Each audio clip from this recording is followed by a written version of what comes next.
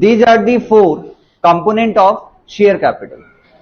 First is share application, next is share allotment, third is share first call and last is share final call. इन सबको मिला के, इन सबका total amount को जोड़ के क्या फॉर्म होगा? Share capital. तो इनिशियली जब मैं फर्स्ट इंस्टॉलमेंट का कैपिटल फर्म को रिसीव होगा तो वो पैसा ट्रांसफर हो जाएगा कहां? Share capital. जब शेयर अलॉटमेंट का पैसा रिसीव होगा वो भी पैसा कहां ट्रांसफर हो जाएगा? Share capital.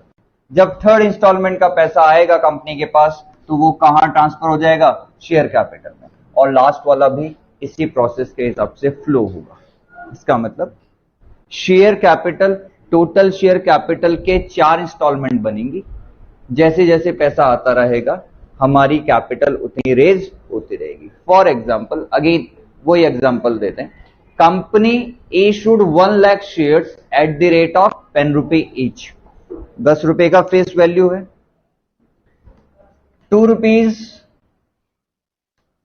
for application, 3 rupees for allotment, 3 rupees for first call and final call के लिए 2 रुपए। ठीक है, तो टोटल शेयर कैपिटल कंपनी के पास कितनी आनी चाहिए वो हमें पता है 10 lakh. But on the 1st of April 2023 company सिर्फ एप्लीकेशन मांग रही है। क्या मांग रही है?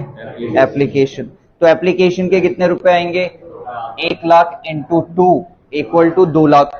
तो 1 अप्रैल को कंपनी के पास शेयर कैपिटल के कितने पैसे आए? 2 लाख। अब हमने कल डिस्कस किया था कि जो ये इंस्टॉलमेंट है इसका भी एक मिनिमम और मैक्सिमम पीरियड होता है। अब कंपनी ने अगले महीने फिर से अलॉटमेंट का पैसा मांगा तो अब कंपनी के पास कितना रुपए आएगा? 3 लाख। तो जैसे जैसे कंपनी इंस्टॉलमेंट का पैसा मांगेगी, जैसे जैसे कंपनी इंस्टॉलमेंट का पैसा मांगेगी वैसे वैसे शेयर कैपिटल कंपनी की इंक्रीज होती हुई चली जाएगी। इतनी बात समझ आ रही है? इतनी बात समझ आ रही है ना आप लोग? अब हम बोल रहे हैं कि शेयर कैपिटल रिकॉर्ड कहां होने वाली है? शेयर कैपिटल रिकॉर्ड कहां होती है? कहां होती है? Liability side of the balance sheet. और बैलेंस शीट एक अकाउंट है या स्टेटमेंट है? स्टेटमेंट है। Statement means balance sheet prepare at given period of time. Balance sheet को तो कभी भी बना सकते हैं। तो जब मैं 1 अप्रैल 2023 की ओपनिंग बैलेंस शीट बनाऊंगा उस वक्त मैं कितने रुपए शेयर कैपिटल में डालूंगा? 2 लाख। क्या मैं अगले महीने की बैलेंस शीट बना सकता हूं? या क्वार्टरली मैंने एक क्वार्टर के बाद फर्स्ट क्वार्टर के एंड में अगर मैंने अलॉटमेंट मांगा तो क्या मैं नई बैलेंस शीट बना सकता हूं उस क्वार्टर की? हाँ जी, बना सकता हूं। तो जब मैं ओपनिंग बैलेंस शीट बनाऊंगा तो मेरी शेयर कैपिटल होगी सिर्फ 2 लाख। पर जब मैं क्वार्टर के एंड में अपनी बैलेंस शीट बनाऊंगा उस वक्त मेरी शेयर कैपिटल कितनी बढ़ चुकी होगी? अब 2 से कितनी हो गई होगी? 5 लाख। अगेन फिर मैंने एक और क्वार्टर के बाद फर्स्ट कॉल मांगा तो फर्स्ट कॉल में कितने रुपए और आए? 3 लाख। तो अब मेरी थर्ड क्वार्टर के आखिरी में शेयर कैपिटल कितनी हो गई? 8 लाख। और फोर्थ क्वार्टर के एंड में मतलब साल के एंड में कितनी हो गई? 10 लाख। तो ये जो चारों इंस्टॉलमेंट है ये कंपोनेंट हैं किसके? Share capital. जैसे जैसे मुझे इंस्टॉलमेंट रिसीव होता रहेगा मैं उस इंस्टॉलमेंट को ट्रांसफर करता रहूंगा कहां? शेयर कैपिटल अकाउंट में। और यही उस पैराग्राफ में लिखा हुआ है जो एनसीईआरटी ने आपको दिखा रखा है। कहां से करेंगे? यहां से।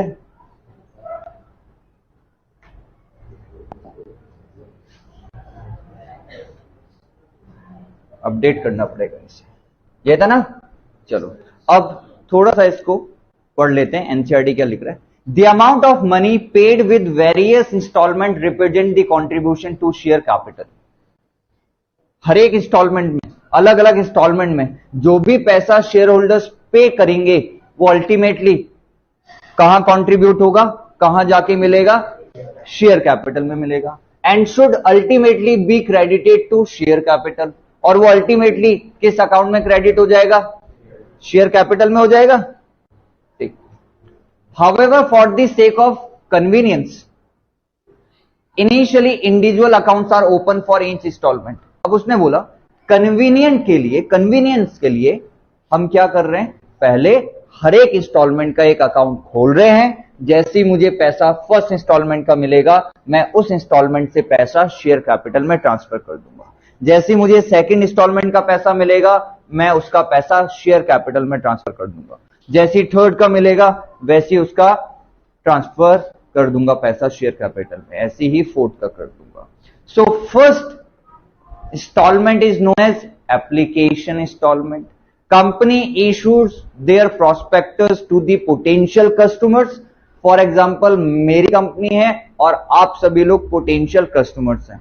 मैं कंपनी के 10,000 शेयर्स इशू करना चाहता हूं। आप लोग जो भी इंटरेस्टेड होंगे वो क्या करेंगे, मुझे एप्लीकेशन मनी के साथ, जो कि कितने रुपए थी, 2 रुपए थी, मुझे अपनी एप्लीकेशन दोगे और मुझे एप्लीकेशन रिसीव होगी।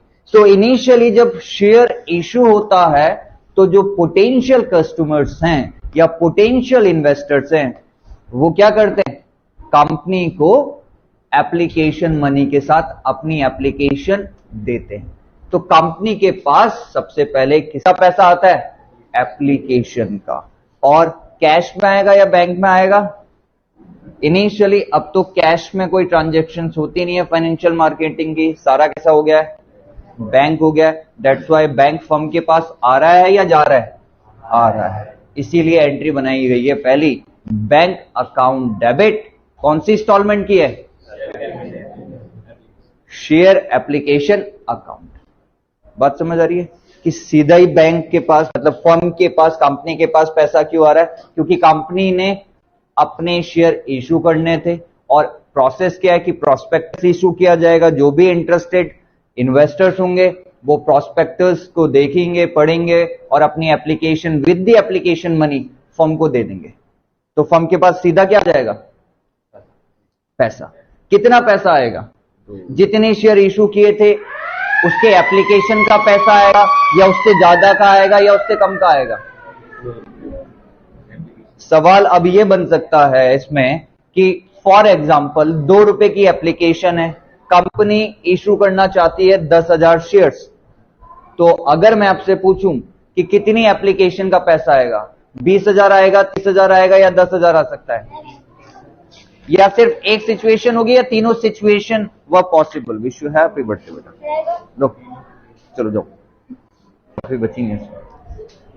तीनों सिचुएशन हो सकती है। कैसे भाई, अगर अंडर सब्सक्रिप्शन हो गया, under subscription means 10,000 shares company issue करना चाहती थी और सिर्फ एप्लीकेशन रिसीव हुई 9,000, दैट मींस ये अंडर सब्सक्रिप्शन है। अब कितना पैसा आएगा मेरे पास, 18,000।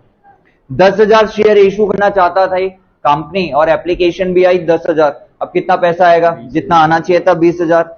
और एक ओवर सब्सक्रिप्शन भी हो सकता है कि कंपनी इशू करना चाहती थी 10,000 शेयर्स, बट एप्लीकेशन आ गई 15,000। तो अब आपके पास एप्लीकेशन का कितना पैसा आएगा, 30,000, जबकि एप्लीकेशन का आना कितना चाहिए, 20,000। तो तीनों सिचुएशन वो पॉसिबल। बट अब ट्रीटमेंट कैसे करेंगे उसके बारे में समझा देते हैं। तीनों सिचुएशन में फर्स्ट एंट्री रिमेन सेम, और आप एंट्री करोगे bank account debit to share application account, चाहे वो अंडर सब्सक्रिप्शन हो या फिर बैलेंस सब्सक्रिप्शन हो या फिर ओवर सब्सक्रिप्शन हो। पहली एंट्री यही रहने वाली है, ठीक है। बस ध्यान क्या रखना है, क्वेश्चन में क्या ध्यान रखना है कि एप्लीकेशन कितनी रिसीव हो रही है, ठीक है, इनटू जो एप्लीकेशन का प्राइस है, जो अपनी एप्लीकेशन की फेस वैल्यू है, 2 रुपए है, 3 रुपए, ऐसा ध्यान रखना है, ठीक है। अब क्या होने वाला है,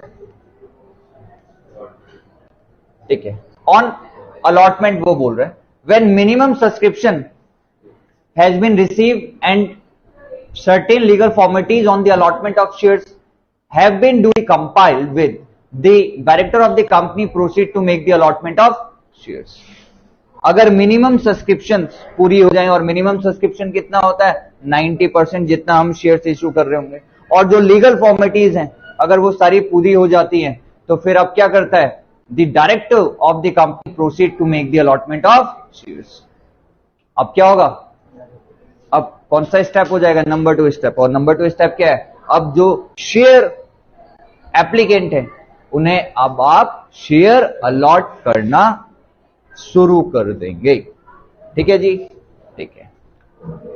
The allotment of shares implies a contract between the company and the applicant who now become the allottees and assume the status of shareholders or the member. अब ये जो अलॉटमेंट है, अलॉटमेंट स्टेप में क्या हो रहा है? अलॉटमेंट स्टेप में कॉन्ट्रैक्ट फॉर्म हो रहा है किसके बीच में? कंपनी और वो आदमी या वो इंडिविजुअल जो अब आपका क्या बनने वाला है? Share holders. अब इस कॉन्ट्रैक्ट में क्या होंगे? उस शेयर होल्डर्स के कुछ ड्यूटीज, कुछ राइट्स, कुछ रेस्पॉन्सिबिलिटीज। ठीक है, as an the share holders आपके क्या होंगे? कुछ ड्यूटीज होंगी, कुछ राइट होंगे और कुछ रेस्पॉन्सिबिलिटीज। ठीक है,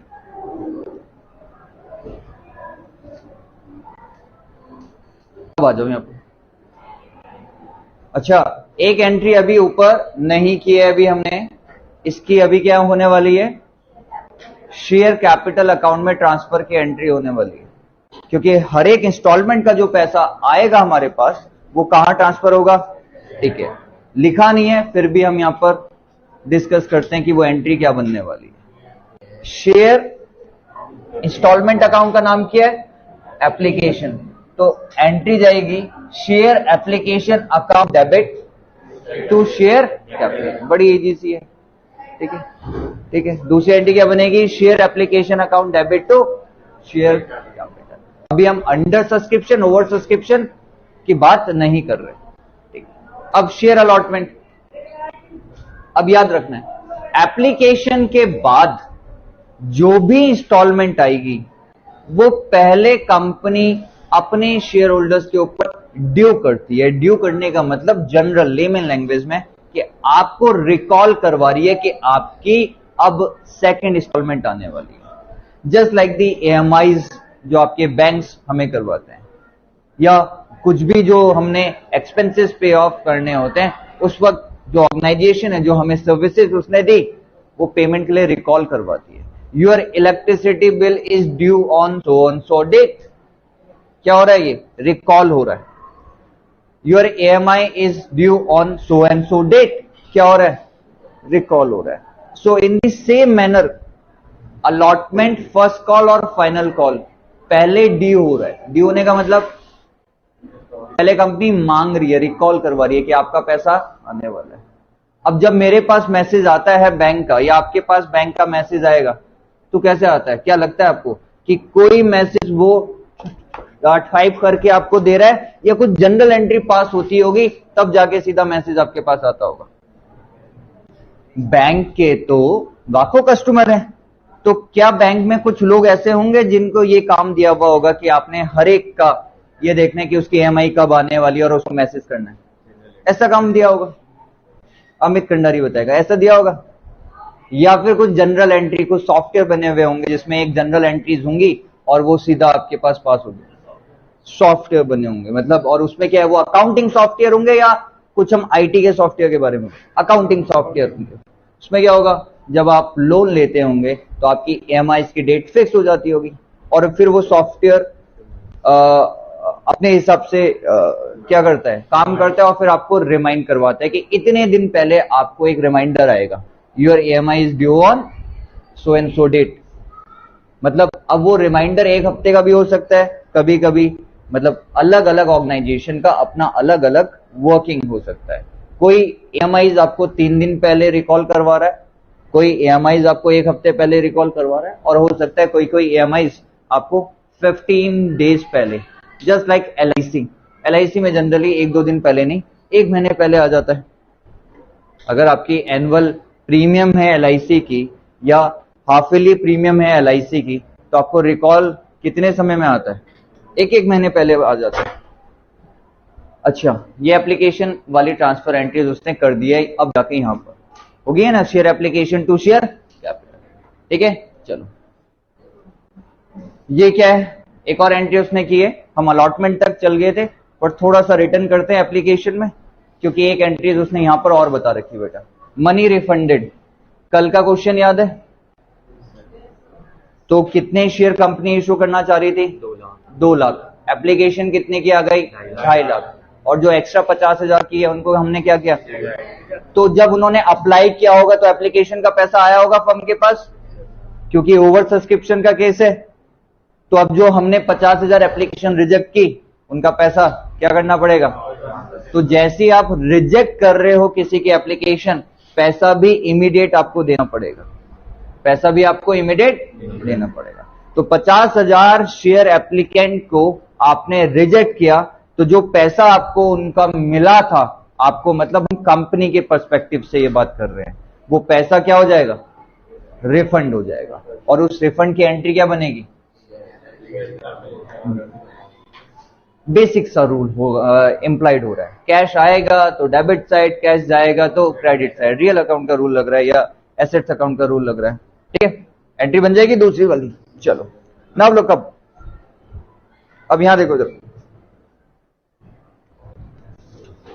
for amount due on allotment, अब ड्यू की एंट्री हो गई, अलॉटमेंट को ड्यू करने की एंट्री, और एंट्री क्या बनी, share allotment account debit, share allotment account debit to share capital. ऐसी जब फर्स्ट कॉल की ड्यू की एंट्री बनेगी, share first call account debit to share capital. ऐसी जब फाइनल कॉल की एंट्री बनेगी, शेयर सेकंड कॉल या फिर final call account debit to share capital. तो ड्यू की एंट्री सेम होने वाली है, तीनों जगह सेम ही होनी चाहिए, क्योंकि ड्यू हो रहा है, रिकॉल हो रहा है। ड्यू की एंट्री में क्या हो रहा है, जो इंस्टॉलमेंट है वो डेबिट हो रहा है, जो इंस्टॉलमेंट है वो अकाउंट क्या हो रहा है, डेबिट। और कैपिटल अकाउंट मतलब शेयर कैपिटल अकाउंट क्या हो रहा है, क्रेडिट हो रहा है, हो रहा है। चलो अब जरा ध्यान से देखना, ये थर्ड और फिफ्थ एंट्रीज देखना। For receipt of allotment money, आपने अलॉटमेंट ड्यू किया और अलॉटमेंट ड्यू के बाद आपको अलॉटमेंट का पैसा मिलेगा, पैसा मिलेगा तो एंट्री क्या हो रही है, bank account debit to share allotment account. तो जब भी आपको अलॉटमेंट का पैसा मिलेगा तो बैंक अकाउंट डेबिट होगा और वो इंस्टॉलमेंट अकाउंट क्या हो जाएगी, क्रेडिट हो जाएगी। अब जरा इन दोनों एंट्रीज को देखो, तो क्या कोई इसका कंक्लूजन निकाल सकता है कि ड्यू और रिसीव के बाद अल्टीमेट कंक्लूजन क्या निकला, आउटकम क्या निकला इस एंट्री का, देख लेते हैं। यहां पर शेयर के अलॉटमेंट अकाउंट क्या हुआ था, डेबिट। यहां क्या हो गया, नलीफाई हो गया, डेट मीन्स नलीफाई हो गया भाई। और ये जो हमने इंस्टॉलमेंट अकाउंट खोले थे, ये परमानेंटली खोले थे या टेम्पररी मोड में खोले थे, टेम्पररी मोड में खरीदे थे। तो अगर शेयर अलॉटमेंट अकाउंट एक एंट्री पहले डेबिट हुआ और अब क्या हो रहा है, क्रेडिट, तो ये एंट्रीज नलीफाई हो गई। तो कंक्लूजन क्या निकला, कंक्लूजन क्या निकला, बैंक अकाउंट डेबिट टू। इसका मतलब क्या है, इसका मतलब यह है कि जो इंस्टॉलमेंट में पैसा मिला, जो इंस्टॉलमेंट में पैसा मिला वो अल्टीमेटली कहां ट्रांसफर हो गया, शेयर कैपिटल अकाउंट में। कहां ट्रांसफर हो गया, शेयर कैपिटल अकाउंट में। ये बात समझ आ रही है। तो हर एक एंट्रीज जिसमें ड्यू और रिसीव होगा उसका कंक्लूजन ये है। बट हमें कंपनीज एक्ट में लिखा हुआ है कि एंट्रीज हमें इस हिसाब से करनी है, हमें हर इंस्टॉलमेंट का ड्यू करना है, फिर रिसीव करना है, ड्यू करना है, फिर रिसीव करना है। कंक्लूजन सबको समझ आ रहा है यहाँ पर, ठीक है। और ये बात समझ आ रही है, इतनी बात समझ आ गई। चलो जी अब आगे जाते हैं आगे। ये फोर्थ था वैसे, for adjustment of excess application money. अगर एप्लीकेशन के अंदर एक्सेस पैसा आ जाए तो हम उसको कैसे एडजस्ट करते हैं, for adjustment of excess application money. जैसे फॉर एग्जांपल हमने बोला कि 2 लाख शेयर कंपनी ने इशू किए, 2.5 लाख एप्लीकेशन आई और 30,000 को रिजेक्ट कर दिया। तो अभी भी एप्लीकेशन कितनी पड़ी है, 2,20,000, जबकि शेयर्स कितने पड़े हुए हैं, 2 लाख। तो हमारा डिस्कस हुआ था कि जरूरी थोड़ी है कि हम 2,20,000 लोगों की बात थोड़ी कर रहे हैं, हम तो एप्लीकेशन की बात कर रहे हैं। और एक इंडिविजुअल 100 शेयर भी खरीद सकता है, 2 भी, जितना उसका मर्जी है, मतलब जितने शेयर्स के लिए उसने अप्लाई किया होगा उसमें कोई रेस्ट्रिक्शन नहीं है कि ऐसा नहीं है कि एक इंडिविजुअल को एक ही शेयर एप्लीकेशन अप्लाई करनी है। एक इंडिविजुअल 100,000, 10,000 शेयर भी अप्लाई कर सकता है। इतनी बात समझ आ रही है, ठीक है।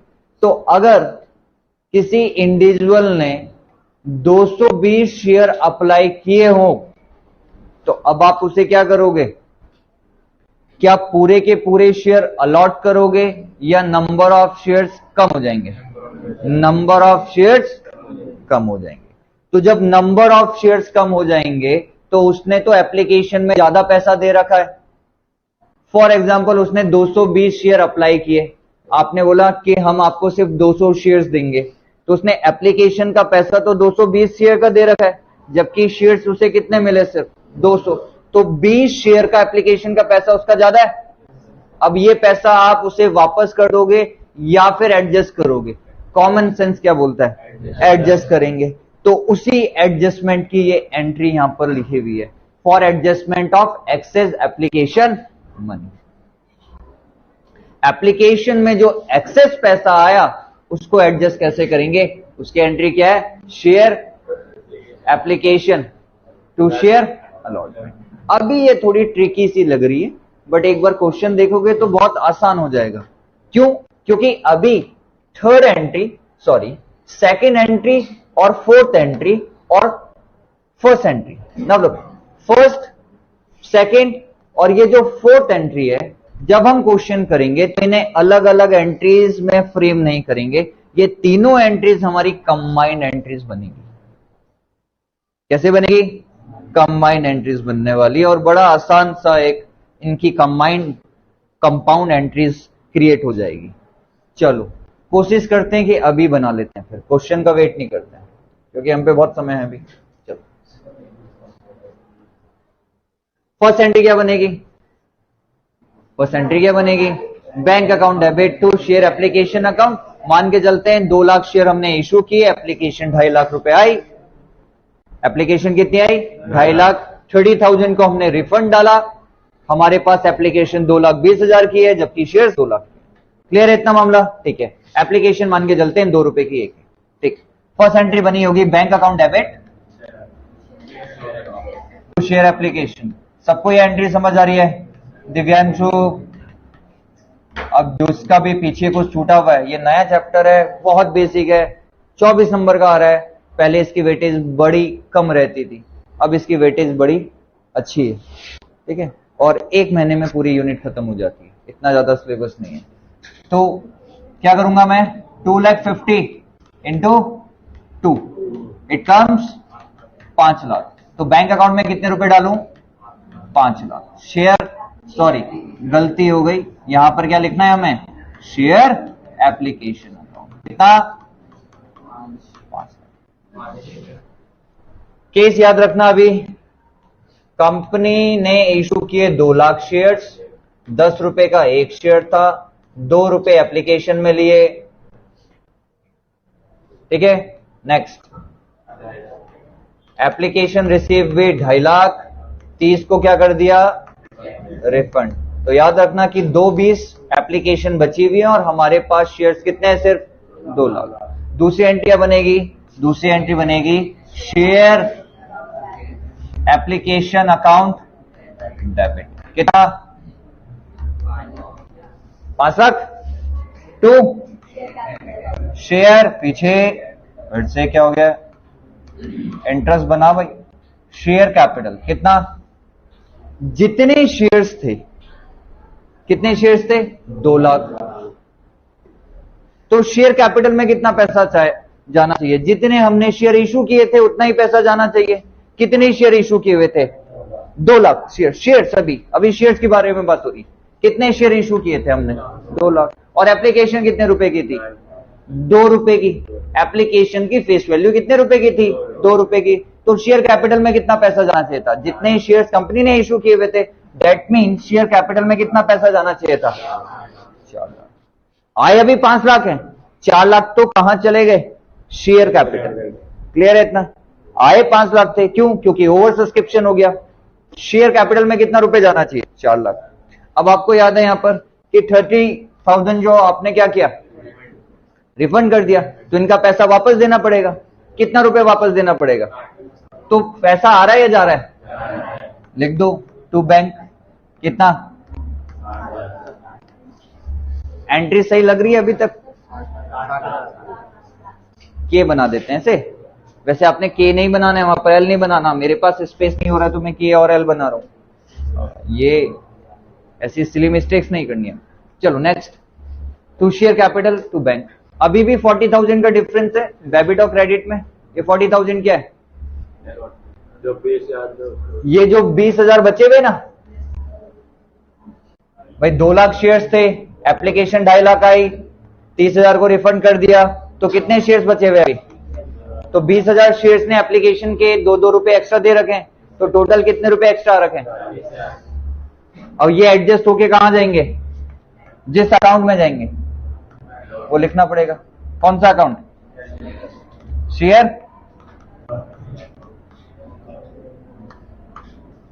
ध्यान से बच्चों पीछे देख लो बेटा, यहां पर कुछ भी नहीं किया हमने, बहुत बेसिक एंट्रीज हो रही है, बात समझ आएगी।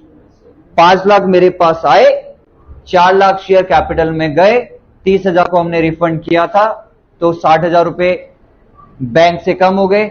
40,000 रुपए मेरे पास एडवांस के आ रखे हैं एप्लीकेशन में, उसको मैंने क्या कर दिया? एडजस्टमेंट। तो ये पूरी की पूरी क्या बन गई आपकी? एक कंपाउंड एंट्रीज। पेपर में कौन सी एंट्रीज करनी है? ये वाली एंट्रीज करनी है आपने। ये जो एंट्रीज आपको दिखाई दे रही थी ना ऊपर, फर्स्ट, फोर्थ, ये उनकी क्या है? Compound entries. चलो आगे बढ़ते हैं। अब अलॉटमेंट हो गया, for adjustment of excess application money, share application to share allotment, for receive और एप्लीकेशन। ठीक है, दूसरी एंट्री रिसीव की एंट्री क्या बन जाएगी? Bank account debit to share allotment. Now look,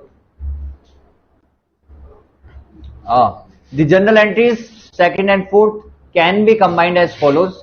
उसने यहां पर फॉलोज जो हमने डिस्कस कर लिया है वो बता रखा है। ठीक है, अब आ जाओ। कभी कभी नाउ लुक, कभी कभी शेयर एप्लीकेशन और अलॉटमेंट एक साथ इंस्टॉलमेंट जुड़ी हुई रहती है। मतलब कभी कभी अलग अलग 4 इंस्टॉलमेंट कंपनी नहीं मांगेगी, सिर्फ 2 या 3 इंस्टॉलमेंट मांगेगी। पहली इंस्टॉलमेंट बनेगी शेयर एप्लीकेशन एंड अलॉटमेंट की, सेकंड इंस्टॉलमेंट बन जाएगी first and final call. It's depend on the company कि कंपनी कितनी इंस्टॉलमेंट में पैसा मांग रही है, और वो क्वेश्चन में गिवन होगा कि 4 इंस्टॉलमेंट में है या 2 इंस्टॉलमेंट में। तो कभी कभी जब एप्लीकेशन और अलॉटमेंट की कंपाउंड एंट्री होगी, कंबाइंड एंट्री होगी, तो हमें जनरल एंट्री ऐसे बनानी है। मतलब अब 2 इंस्टॉलमेंट को जोड़ के 1 इंस्टॉलमेंट बन गई, तो एंट्री क्या बनेगी? पहली जो बनती है bank account debit to share application बनती थी, अब शेयर एप्लीकेशन के साथ क्या बन गया? अलॉटमेंट बन गया। ठीक है, दूसरी एंट्री क्या होती थी? Share application to share capital, अब share application and allotment account debit to share capital. Done done. For money refunded on rejected application, तो एंट्री बनेगी वैसे सिंगल एंट्री बनेगी शेयर एप्लीकेशन टू बैंक। यहां पर दोनों इंस्टॉलमेंट को जोड़ के एक इंस्टॉलमेंट बना रखी है, तो एंट्री बनेगी share application and allotment account debit to bank.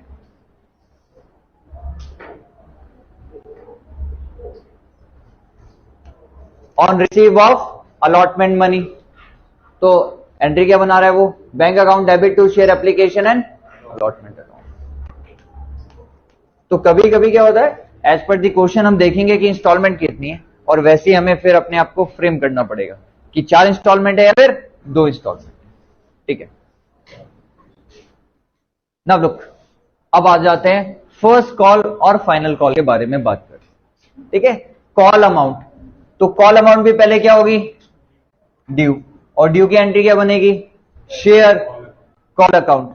अगर फर्स्ट और फाइनल कॉल में बाइफर्केट नहीं कर रखा है तो हम सिंपल लिखेंगे शेयर कॉल अकाउंट, और अगर क्वेश्चन में बाइफर्केट कर रखा है कि शेयर फर्स्ट कॉल और शेयर फाइनल कॉल, तो मुझे शेयर फर्स्ट कॉल को अलग से ड्यू करना पड़ेगा और शेयर फाइनल कॉल को अलग से ड्यू करना पड़ेगा। तो एंट्री बन जाएगी share first call account debit to share capital. दूसरी एंट्री बन जाएगी bank account debit to share first call account. फिर मुझे फोर्थ कॉल भी क्या करनी पड़ेगी? ड्यू करनी पड़ेगी। मतलब जो फोर्थ इंस्टॉलमेंट है जिसका नाम क्या है? सेकंड कॉल या फिर फाइनल कॉल। सेम एंट्री बनने वाली है, सिर्फ फर्स्ट कॉल की जगह क्या लिख देना है, second call. Share second and final call account debit to share capital, और जब आपको उसका पैसा रिसीव होगा, पेड होगा, तो आप उसकी एंट्री करोगे bank account debit to share final call.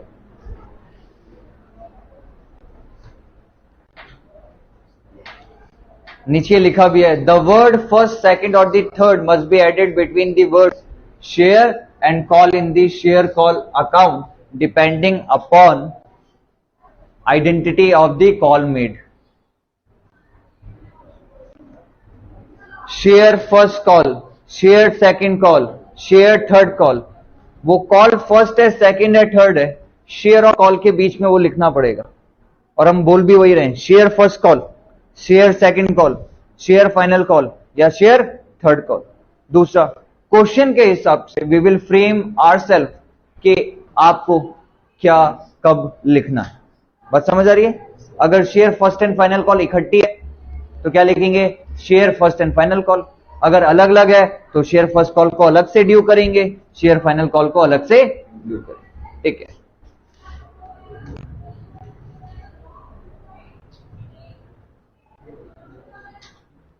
ये पॉइंट आपको थोड़े से कंसिडर करने while studying this particular chapter। पहला क्या है, the application money should be at least, application money कितना होना चाहिए, 5% होना चाहिए। किसका? तो अगर 100 रुपए का फेस वैल्यू है तो मिनिमम एप्लीकेशन रुपए कितने के होने चाहिए, 5 से कम की एप्लीकेशन नहीं हो सकती। Next, call are to be made as per the provision of AOA. जो कॉल्स होंगी, फर्स्ट कॉल या फाइनल कॉल, वो किसके हिसाब से बनाई जाएंगी, प्रोविजन ऑफ एओए के हिसाब से। Third, where there is no article of association of its own the following provision of table A will apply. अगर किसी कंपनी का अपने एओए का कोई प्रोविजन ही नहीं है, कॉल्स के बारे में कुछ लिखा ही नहीं उन्होंने, जब कंपनी बनाई होगी तो एओए और एमओए बनाया होगा। अगर वो कॉल्स के बारे में लिखना भूल गए या लिखा ही नहीं है उन्होंने, इग्नोर किया हुआ है ये वाला एस्पेक्ट्स, तो हम कंपनीज एक्ट 2013 का टेबल ए के प्रोविजंस को अप्लाई करेंगे। क्या है ये टेबल ए के प्रोविजन, ये आपने ध्यान रखना है। First, a period of 1 month must scape between 2 calls.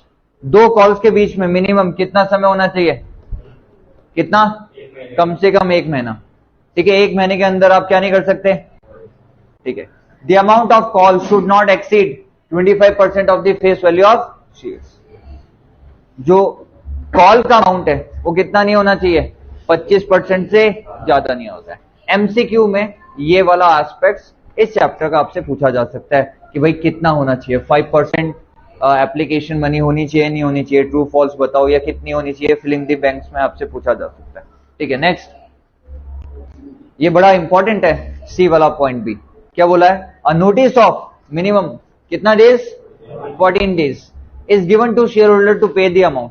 That means जो ड्यू कॉल है, जो ड्यू कॉल है, जो रिकॉल कॉल जिसे हम बोल रहे हैं, मिनिमम कितने दिन पहले देनी चाहिए, 14 डेज। मतलब आज अगर मैं ड्यू कर रहा हूं, मतलब आज अगर कंपनी ड्यू कर रही है कोई भी कॉल, कोई भी इंस्टॉलमेंट अपने शेयर होल्डर्स के ऊपर, तो कितने दिन के बाद उसका पैसा मांगा जाएगा, मिनिमम 14 दिन के बाद। ठीक है, next, call must be made on a uniform basis on all shares with in the same class. अब ये बड़ा इंपॉर्टेंट लास्ट 2 वर्ड्स बोला है, सेम क्लास। क्या बोला है उसने, ध्यान से सुनना, call must be made on uniform basis. Uniform बेटा पहनी भी है तुमने, यहां पर यूनिफॉर्म का मतलब क्या है, सिमिलर। यूनिफॉर्म का मतलब क्या है, सिमिलर। तो उसने बोला है कॉल्स का जो भी पैसा होगा या कॉल्स की जो ड्यू डेट होगी वो कैसी होनी चाहिए, सेम क्लास की, सिमिलर होनी चाहिए। सेम क्लास का मतलब क्या है, सेम टाइम। सेम क्लास का मतलब क्या है, यहां पर अमाउंट सेम। चलो कोशिश करते हैं आगे और कुछ मीठा हो जाए। नेक्स्ट बताओ बताओ, सेम क्लास का मतलब यहां पर क्या है, क्लास मतलब यही क्लास 11 12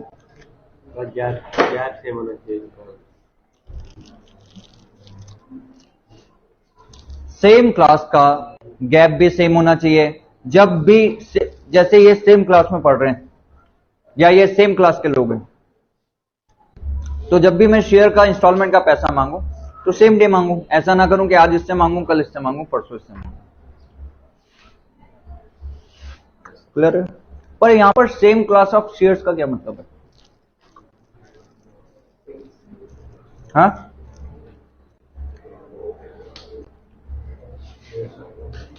चलो अब मैं बताता हूं सेम क्लास का मतलब।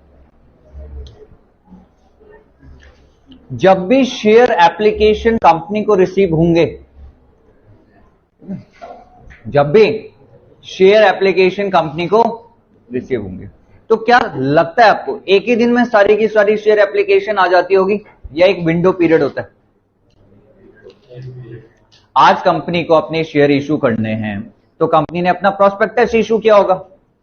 आज मैंने प्रोस्पेक्टस इशू कर दिया, तो क्या लगता है कुछ स्पेसिफिक पीरियड होता होगा जहां पर जनरल पब्लिक शेयर्स को मतलब लेने के लिए एप्लीकेशन देती होगी, या सिर्फ एक ही दिन होता होगा, या ऐसा होता है 1 घंटे में जिसको लेने ले लो, पीरियड होता है ना? So on the basis of receiving the applications, on the basis of the receiving of the application, company will decide and company create the class of shares। जैसे अब जरा ध्यान से सुनना, शेयर कितने थे? शेयर कितने थे? फ्री स्पेस करो, फ्री स्पेस, नेक्स्ट। यहां पर देख लेते हैं कंपनी इशू करना चाहती थी कितने शेयर्स आए? कितने?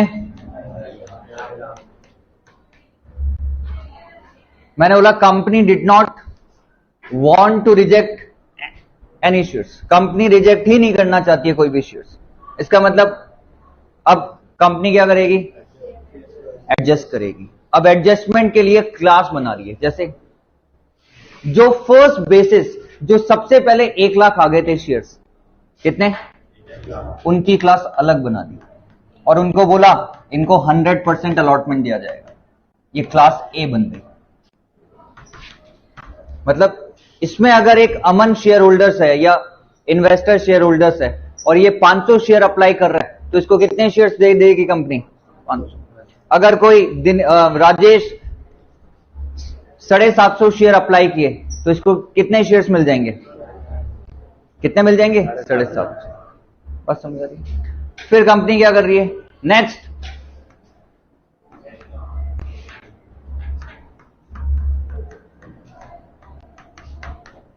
अब मैंने पीछे बोला कि आदित्य आ गई है, ये कौन से वाली कैटेगरी में? अगले, मतलब 1 लाख शेयर्स तो हट गए। अब 1 लाख 1 शेयर से 2 लाख शेयर्स वाली की कैटेगरी आपने एक अलग बना दी है, उसका नाम दे दिया कैटेगरी बी, और इनको अलॉटमेंट कितना दे रही है? 70%। तो अगर आदित्य ने 1000 शेयर अप्लाई किए, अगर आदित्य ने 1000 शेयर अप्लाई किए तो कितने अलॉट होंगे उसे? 750। और अगर रितिका ने 500 शेयर अप्लाई किए तो इसे कितने अप्लाई अलॉट होंगे? 500 का 75%। ये क्या बन गई आपकी कैटेगरी?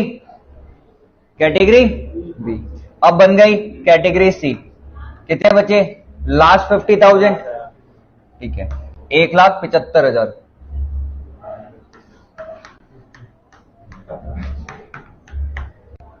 लास्ट के जो 50,000 शेयर्स एप्लीकेशन आई आ रखी है, लास्ट वाली जो 2,01,000 से 2,50,000 वाली होंगी, उनको कितना परसेंट अलॉटमेंट? 50%। इसका मतलब अगर अर्पित ने 1000 शेयर अप्लाई किए तो इसको कितने मिलेंगे? 500। ठीक है, इतनी बात समझ आ गई? इतनी बात समझ आई? ये क्या बन गई आपकी क्लासेस ऑफ शेयर्स। अब जो लिखा था प्रोविजन में पेबल ए के, वो क्या लिखा था कि सेम क्लास से जो आप इंस्टॉलमेंट रेज करोगे वो कैसे करोगे? सेम टाइम में करोगे। जिस दिन ड्यू करोगे क्लास ए को, तो उस दिन क्लास ए को ड्यू करेंगे। मतलब क्लास ए के शेयर छूटने नहीं चाहिए। और ये बात समझ, या जब क्लास सी के शेयर्स को हम ड्यू कर रहे हैं या कोई भी इंटीमेशन दे रहे हैं तो क्लास सी के सारे शेयर होल्डर्स को हमने, ठीक है, क्लियर है, क्लियर है ये। अब आपको सिर्फ आज इतना समझा देता हूं, इसी को हम प्रो रेटा अलॉटमेंट बोलते हैं। बड़ा पीछे अभी कौन थक गया है?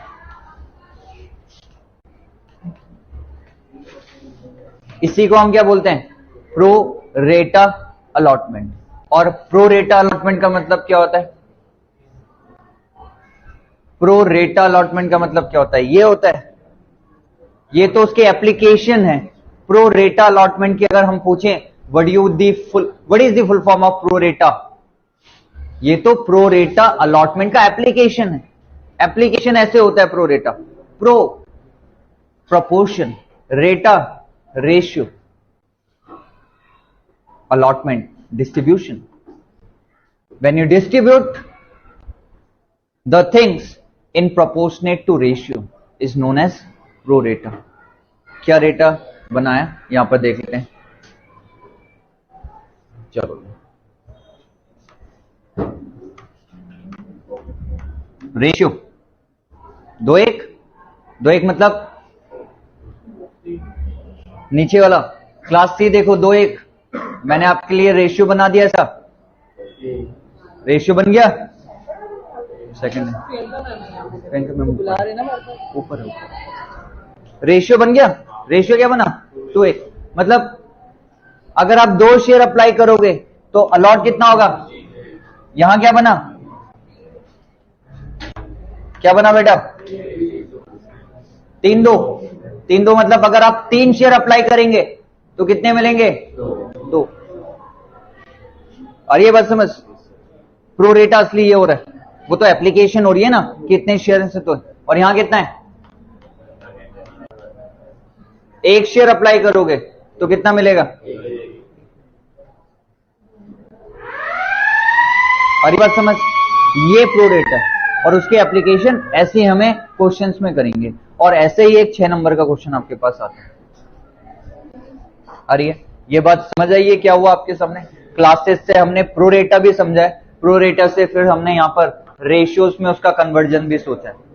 तो अगर आपसे पूछा जाए कि एक रोहित था, Rohit are share holders to whom 1000 shares were allotted and belongs to category C. Rohit जो कि आपका एक शेयर होल्डर्स है, जिसको कितने शेयर अलॉट हो रखे हैं? शेयर्स कितने अलॉट हो रखे हैं? 1000। और कौन सी कैटेगरी को बिलोंग कर रहा है? और अगर क्वेश्चन में पूछा जा रहा है कि how many shares were Rohit applied, तो कितने शेयर अप्लाई किए होंगे उसने? 2000।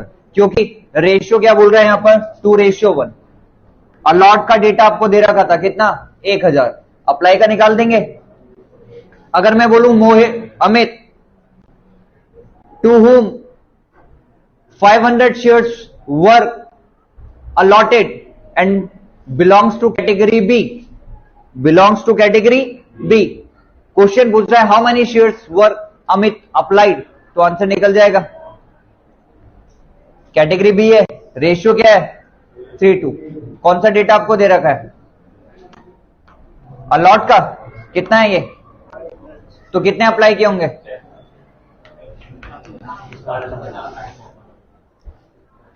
कितने अप्लाई किए होंगे? हो जाएगा, हो जाएगा क्वेश्चन ऐसे, है ना। सो खत्म करेंगे प्रो रेटा में इस फ्रेमवर्क के साथ। कल अब आप क्या करेंगे? जनरल एंट्रीज से स्टार्ट करेंगे, ठीक है।